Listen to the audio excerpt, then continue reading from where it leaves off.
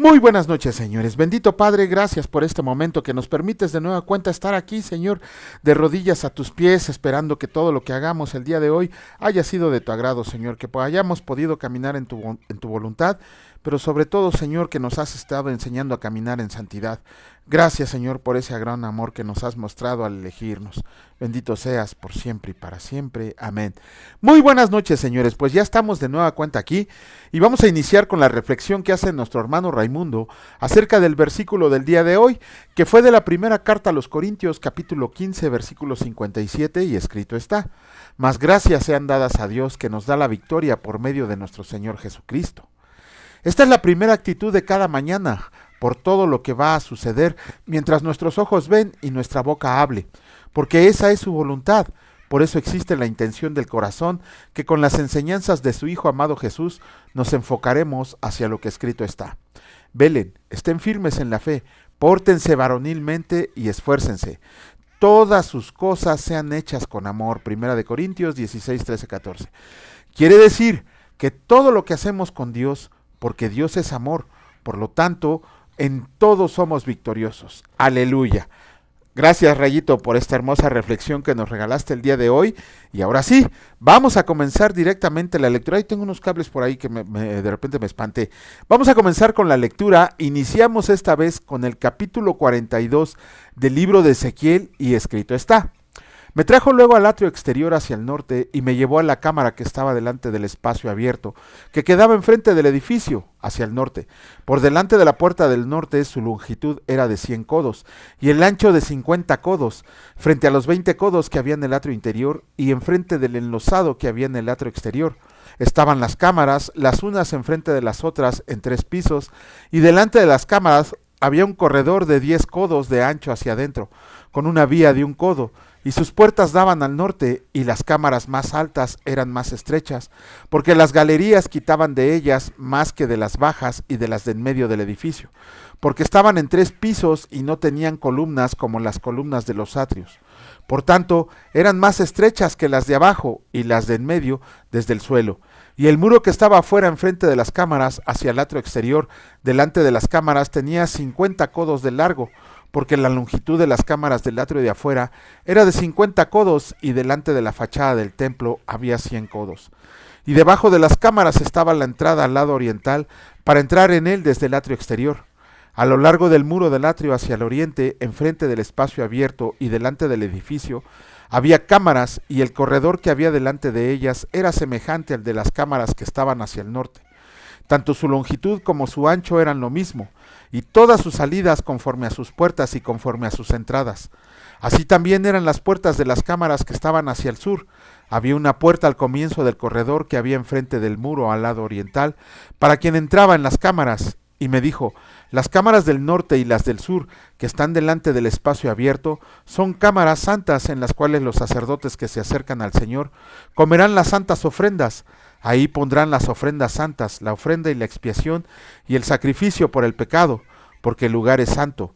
Cuando los sacerdotes entren, no saldrán del lugar santo al atrio exterior, sino que ahí dejarán sus vestiduras con que ministran, porque son santas, y se vestirán otros vestidos, y así se acercarán a los que es del pueblo.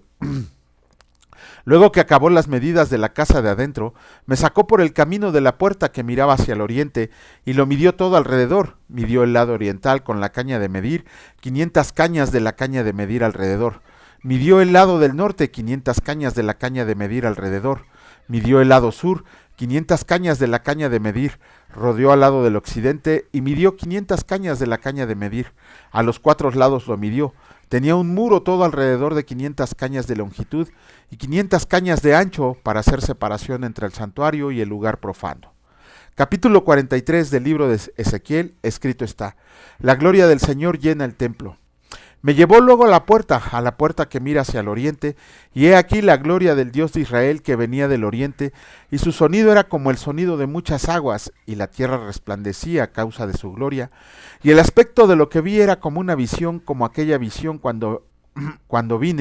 que vi cuando vine para destruir la ciudad, y las visiones eran como la visión que vi junto al río Quebar, Y me postré sobre mi rostro, y la gloria del Señor entró en la casa por la vía de la puerta que daba al oriente. Y me alzó el espíritu y me llevó al atrio interior, y he aquí que la gloria del Señor llenó la casa. Leyes del templo. Y oí uno que me hablaba desde la casa, y un varón estaba junto a mí, y me dijo: Hijo de hombre, este es el lugar de mi trono, el lugar donde posaré las plantas de mis pies, en el cual habitaré entre los hijos de Israel para siempre, y nunca más profanará la casa de Israel mi santo nombre, ni ellos ni sus reyes con sus fornicaciones, ni con los cuerpos muertos de sus reyes en los lugares altos. Porque poniendo ellos el umbral junto a mi umbral y su contrafuerte junto a mi contrafuerte, mediando solo una pared entre mí y ellos, han contaminado mi santo nombre con sus abominaciones que hicieron. Por tanto, los consumí en mi furor. Ahora arrojarán lejos de mí sus fornicaciones y los cuerpos muertos de sus reyes, y habitaré en medio de ellos para siempre. Tú, hijo de hombre, muestra a la casa de Israel esta casa, y avergüéncense de sus pecados, y midan el diseño de ella, y si se avergüenzan de todo lo que han hecho, hazles entender el diseño de la casa, su disposición, sus salidas y sus entradas, y todas sus formas y todas sus descripciones, y todas sus configuraciones, y todas sus leyes, y descríbelo delante de sus ojos, para que guarden toda su forma y todas sus reglas, y las pongan por obra. Esta es la ley de la casa. Sobre la cumbre del monte, el recinto entero en todo alrededor será santísimo. He aquí que esta es la ley de la casa. Estas son las medidas del altar por codos, el codo de a codo y palmo menor, la base de un codo y de un codo el ancho, y su remate por su borde alrededor de un palmo. Este será el zócalo del altar, y desde la base sobre el suelo hasta el lugar de abajo 2 codos, y la anchura de un codo, y desde la cornisa menor hasta la cornisa mayor 4 codos, y el ancho de un codo. El altar era de 4 codos, y encima del altar había 4 cuernos, y el altar tenía 12 codos de largo y 12 de ancho, cuadrado a sus 4 lados. El descanso era de 14 codos de longitud y 14 de anchura en sus 4 lados, y de medio codo el borde alrededor, y la base de un codo por todos lados, y sus gradas estaban al oriente. Y me dijo: Hijo de hombre, así ha dicho Dios el Señor: estas son las ordenanzas del altar el día en que se ha hecho, para ofrecer holocausto sobre él y para esparcir sobre él sangre. A los sacerdotes levitas, que son del linaje de Sadoc, que se acerquen a mí, dice Dios el Señor, para ministrar ante mí, darás un becerro de la vacada para expiación, y tomarás de su sangre, y pondrás en los 4 cuernos del altar, y en las 4 esquinas del descanso, y en el borde alrededor. Así lo limpiarás y purificarás. Tomarás luego el becerro de la expiación, y lo quemarás conforme a la ley de la casa, fuera del santuario. Al segundo día ofrecerás un macho cabrío sin defecto para expiación y purificación, y purificarán el altar como lo purificaron con el becerro. Cuando acabes de expiar, ofrecerás un becerro de la vacada sin defecto y un carnero sin tacha de la manada, y los ofrecerás delante del Señor, y los sacerdotes echarán sal sobre ellos y los ofrecerán en holocausto al Señor. Por 7 días sacrificarán un macho cabrío cada día en expiación. Asimismo sacrificarán el becerro de la vacada y un carnero sin tacha del rebaño. Por 7 días harán expiación por el altar y lo limpiarán, y así lo consagrarán. Y acabados estos días del 8º día en adelante, los sacerdotes sacrificarán sobre el altar sus holocaustos y sus ofrendas de paz, y me serán aceptos, dice Dios el Señor. Capítulo 44 del libro de Ezequiel. Escrito está: Me hizo volver hacia la puerta exterior del santuario, la cual mira hacia el oriente y estaba cerrada. Y me dijo el Señor: Esta puerta estará cerrada, no se abrirá ni entrará por ella hombre, porque el Señor Dios de Israel entró por ella. Estará por tanto cerrada. En cuanto al príncipe, por ser el príncipe, él se sentará ahí para comer pan delante del Señor. Por el vestíbulo de la puerta entrará, y por ese mismo camino saldrá. Y me llevó hacia la puerta del norte por delante de la casa, y miré, y he aquí la gloria del Señor había llenado la casa de Dios, y me postré sobre mi rostro, y me dijo el Señor: Hijo de hombre, pon atención y mira con tus ojos, y oye con tus oídos todo lo que yo hablo contigo sobre todas las ordenanzas de la casa del Señor, y todas sus leyes, y pon atención a las entradas de la casa y a todas las salidas del santuario, y dirás a los rebeldes, a la casa de Israel: Así ha dicho Dios el Señor: Basta ya de todas sus abominaciones, oh casa de Israel, de traer extranjeros incircuncisos de corazón e incircuncisos de carne para estar en mi santuario y para contaminar mi casa de ofrecer mi pan, la grosura y la sangre de invalidar mi pacto con todas sus abominaciones. Pues no han guardado lo establecido acerca de mis cosas santas, sino que han puesto extranjeros como guardas de las ordenanzas en mi santuario. Así ha dicho Dios el Señor: ningún hijo de extranjero incircunciso de corazón e incircunciso de carne entrará en mi santuario. Todos los hijos de extranjeros que están entre los hijos de Israel y los levitas que se apartaron de mí cuando Israel se alejó de mí, yéndose tras sus ídolos, llevarán su iniquidad y servirán en mi santuario como porteros a las puertas de la casa y sirvientes en la casa. Ellos matarán el holocausto y la víctima para el pueblo y estarán ante él para servirle, por cuanto le sirvieron delante de sus ídolos y fueron a la casa de Israel por tropezadero de maldad. Por tanto, he alzado mi mano y jurado, dice Dios el Señor, que ellos llevarán su iniquidad. No se acercarán a mí para servirme como sacerdotes, ni se acercarán a ninguna de mis cosas santas, ni a mis cosas santísimas, sino que llevarán su vergüenza y las abominaciones que hicieron. Les pondré pues por guardas encargados de la custodia de la casa, para todo el servicio de ella y para todo lo que en ella haya de hacerse.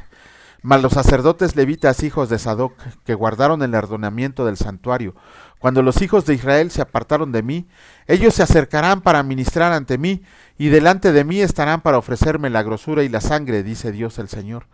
Ellos entrarán en mi santuario y se acercarán a mi mesa para servirme, y guardarán mis ordenanzas, y cuando entren por las puertas del atrio interior, se vestirán vestiduras de lino, no llevarán sobre ellos cosa de lana, cuando ministren en las puertas del atrio interior y dentro de la casa. Turbantes de lino tendrán sobre sus cabezas y calzoncillos de lino sobre sus lomos. No se ceñirán cosa que los haga sudar. Cuando salgan del atrio exterior, el atrio de afuera, al pueblo, se quitarán las vestiduras con que ministraron y las dejaron en las cámaras del santuario, y se vestirán de otros vestidos para no santificar al pueblo con sus vestiduras. Y no se raparán su cabeza ni dejarán crecer su cabello, sino que lo recortarán solamente. Ninguno de los sacerdotes beberá vino cuando haya de entrar en el atrio interior. Ni viuda ni repudiada tomará por mujer, sino que tomará virgen del linaje de la casa de Israel, o viuda que le fuera viuda de sacerdote. Y enseñarán a mi pueblo a hacer diferencia entre lo santo y lo profano, y les enseñarán a discernir entre lo limpio y lo no limpio. En los casos de pleito, ellos estarán para juzgar conforme a mis juicios, juzgarán, y mis leyes y mis decretos guardarán en todas mis fiestas solemnes, y santificarán mis días de reposo. No se acercarán a hombre muerto para contaminarse, pero por padre o madre, hijo o hija, hermano o hermana que no haya tenido marido, sí podrán contaminarse. Y después de su purificación le contarán 7 días, y el día que entre al santuario, al atrio interior, para ministrar en el santuario ofrecerá su expiación, dice Dios el Señor. Y habrá para ellos heredad, yo seré su heredad, pues no les darán posesión en Israel. Yo soy su posesión, la ofrenda y la expiación y el sacrificio por el pecado comerán, y toda cosa consagrada en Israel será de ellos, y las primicias de todos los primeros frutos de todo, y toda ofrenda de todo lo que se presente de todas sus ofrendas, será de los sacerdotes. Asimismo, darán al sacerdote las primicias de todas sus masas, para que repose la bendición en sus casas. Ninguna cosa mortecina ni desgarrada, así de aves como de animales, comerán los sacerdotes. Bueno, con eso terminamos la lectura del día de hoy, y recuerden que está teniendo una visión Ezequiel. No es que se esté construyendo el templo en ese momento, sino que está teniendo una visión acerca de cómo Dios quería que se volviera a reconstruir ese templo. Se fue reconstruido, recuerden, ya lo leímos, con Esdras y Nehemías, con Zorobabel y todos ellos, que fueron capaces de construir todo. Recuerden que tuvieron muchos problemas, que tan solo los cimientos del templo tardaron 42 años en poderlo establecer, pero a final de cuentas el Señor les estaba dando las medidas de cómo debía de ser, y las leyes de los sacerdotes y de las cosas que estaban ahí adentro, leyes sobre el templo. No lo dice la palabra, pero saben que ese templo a Dios ya se lo había revelado a Moisés. Incluso en la época de los reyes, cuando leímos Reyes y Crónicas, recordarán que lo que había escrito Moisés, el Pentateuco, la ley del Señor, se había perdido y que cuando la encontraron fue motivo de mucha alegría. Obviamente, como vimos desde que terminó Crónicas, bueno, en Crónicas, cómo terminó Jerusalén y cómo terminó Judá conquistados por Babilonia y por los asirios, no sabemos qué pasó con las escrituras. Yo me imagino que los sacerdotes sí conservaron copias, además de que las escrituras se transmitían de manera oral. Sin embargo, el Señor mandó otra vez a Ezequiel a que les dijera cómo debía de estar construido el templo en donde él iba a posar sus pies. Lo maravilloso es que en esa visión que se le estaba mostrando a Ezequiel del templo de Israel, vio de nueva cuenta que el Señor volvía a entrar a su casa, volvía a entrar a su templo y toda la gloria de Dios lo llenó. Ahora vamos a comenzar con una nueva carta. Ayer ya terminamos las cartas de Pedro, ahora vamos a empezar con las 3 cartas de Juan. Vamos a empezar con la primera carta. ¿Qué nos dice esta primera carta? Obviamente el autor es el apóstol Juan. Se cree que pudo haber sido escrita cuando él ya estaba en prisión. Recuerden que Juan fue el último de los apóstoles en morir.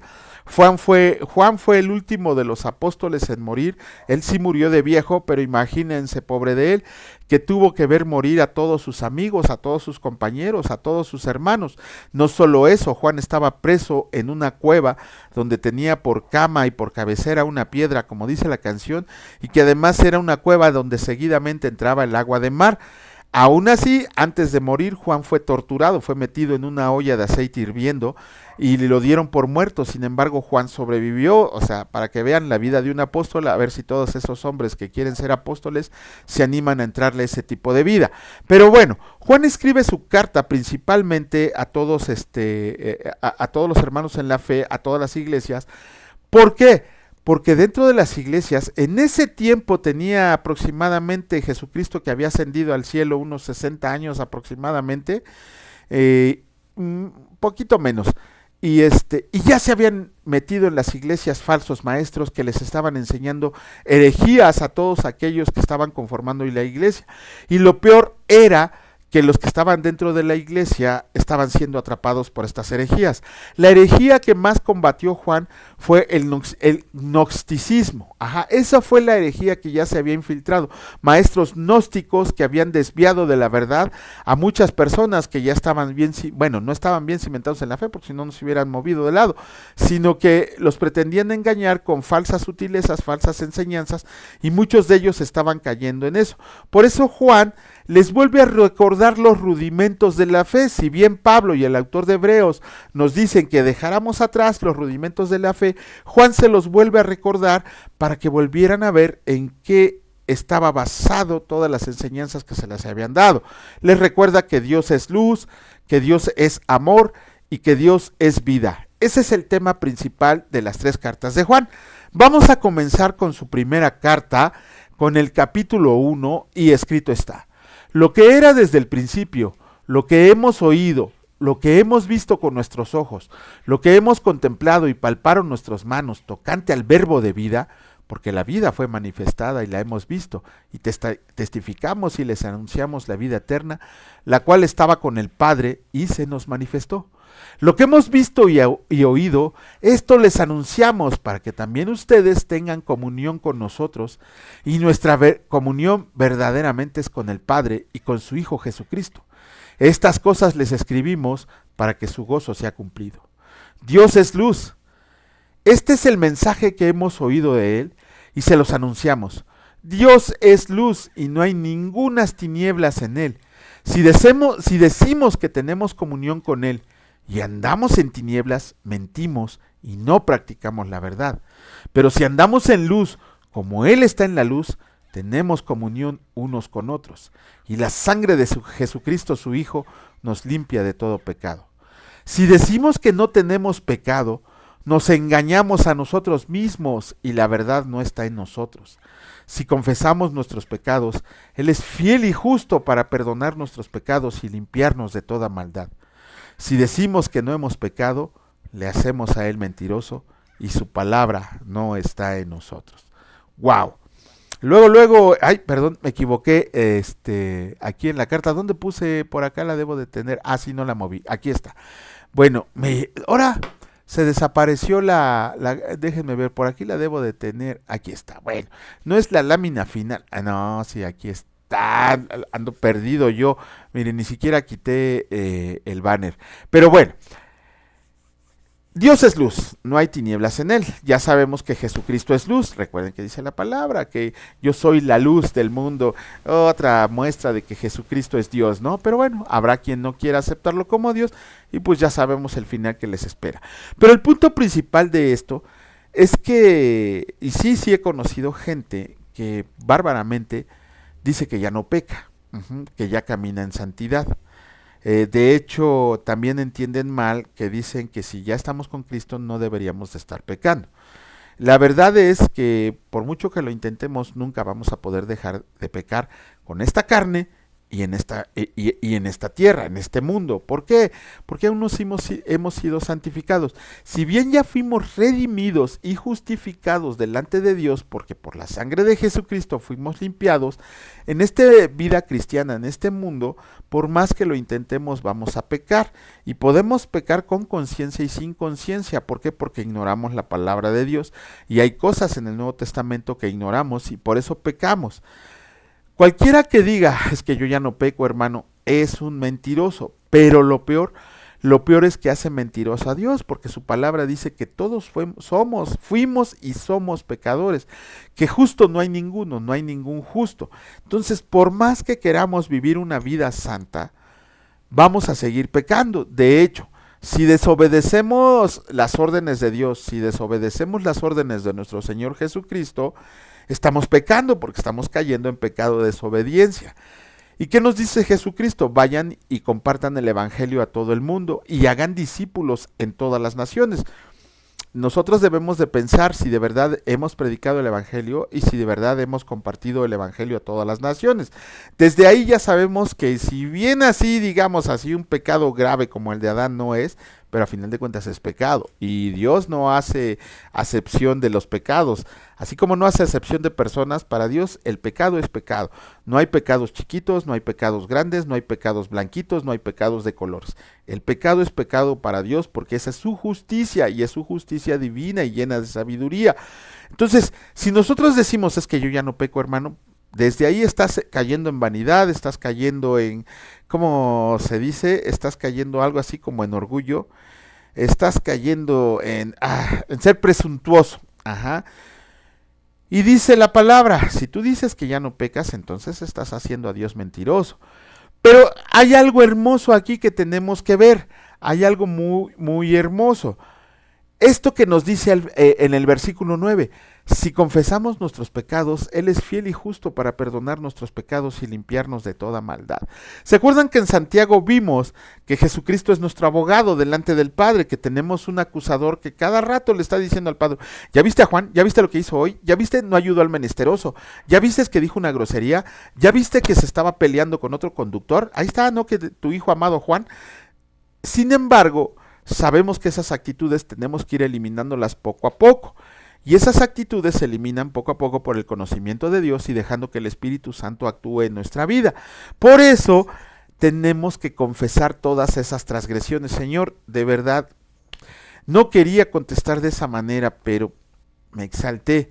Y ponemos de pretexto lo que dice Pedro, es que este cuerpo de carne me gana. Ajá, cómo no, te gana tu corazón perverso.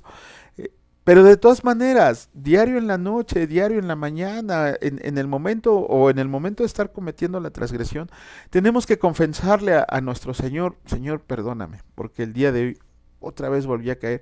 Lucho constantemente por no hacerlo, pero estoy en este mundo caído y no puedo evitarlo. Solamente me queda recurrir a ti y suplicar tu perdón y vengo en un arrepentimiento sincero. Gracias, Señor. Esa debe de ser la manera en la que debemos de confesarle nuestros pecados al Señor. No dice que se las confesemos a un hombre, a un hermano, no. Se confiesen sus pecados al Señor y arrepiéntanse y traten de no volverlo a hacer o luchen por no volverlo a hacer o de plano no lo hagan más. Solamente de esa manera vamos a poder tener esa comunión íntima con el Señor. Vamos a dejar de andar en tinieblas para poder andar en la luz gloriosa de nuestro Señor y Salvador Jesucristo. Bendito Señor, te damos toda la gloria, toda la honra y todo el poder, porque nos haces andar en tu luz, Señor. Nuestro Señor Jesucristo es la luz que nos mueve y somos nosotros, nos ha convertido en luz para iluminar a las naciones. Perdónanos porque muchas veces no hacemos lo que nos has mandado de predicar y hacer discípulos tuyos.